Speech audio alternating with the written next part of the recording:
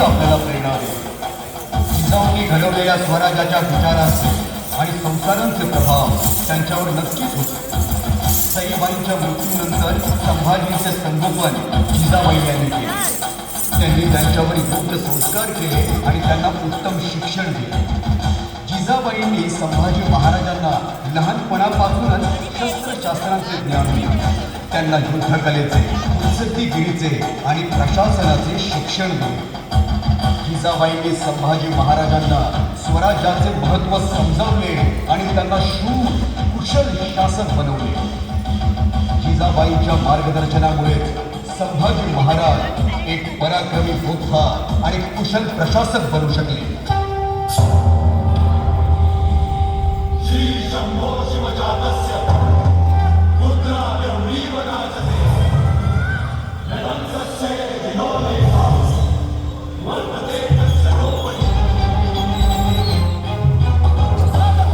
भवानी आईचा पुरंदरी जणू प्रचंड दुर्ग जन्मला. दर्याचा भाव धुंद सप्तसागरावरून घोष शंभू शंभू येऊ लागला.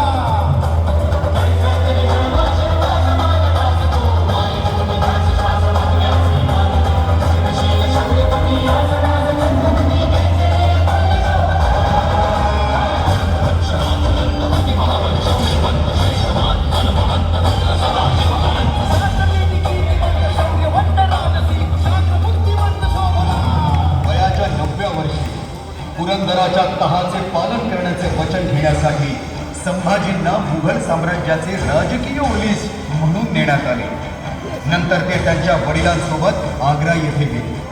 तिथे दोघांनाही मुघल सम्राटाने नजरकैदेत ठेवले. मुघलांच्या नजरकैदेतून सुटणे अशक्य आहे हे महाराजांच्या लक्षात आले. या कैदेतून सुटण्यासाठी महाराजांनी एक युक्ती आखली. आपण हार मानली असे औरंगजेबाला भासवत आपण आजारी असल्याचे नाटक केले आणि शेवटची इच्छा म्हणून फळांचे पेटारे सैनिकांना भेट देण्याची विनंती औरंगजेबाकडे केली. ती विनंती औरंगजेबाने मान्यही केली. योजना आखली, दिवस ठरला. खूप दिवस फळांचे पेटारे पाठवणे चालूच होते आणि शिवरायांनी हार मानली असल्याचे समजून मुघल सैनिक बेसावध झाले.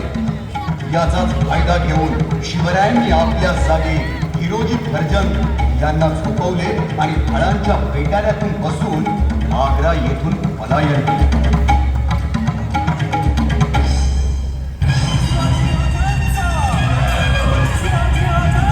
राज्याची शान आणि भगव्याचा मान अबाधित राहील असंच वर्तन ठेवा. शिवाजी से जो भी पंगा लेगा अल्लाह को प्यारा हो जाएगा. सब कहते हैं कि जीते की वाघ आणि मराठी सहसा कोणाच्या वाट्याला जात नाही, पण जर कोणी दिवचलं तर फाडल्याशिवाय राहत नाही.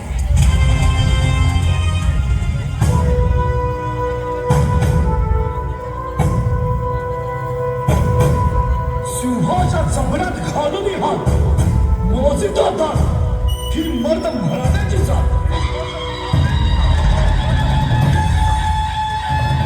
बुऱ्हाणपूरची लूट ही संभाजी महाराजांच्या कारकिर्दीतील महत्वपूर्ण घटना. ही लढाई 1680 मध्ये झाली. या लढाईत संभाजी महाराजांनी मुघलांना सळो की पळो करून सोडले.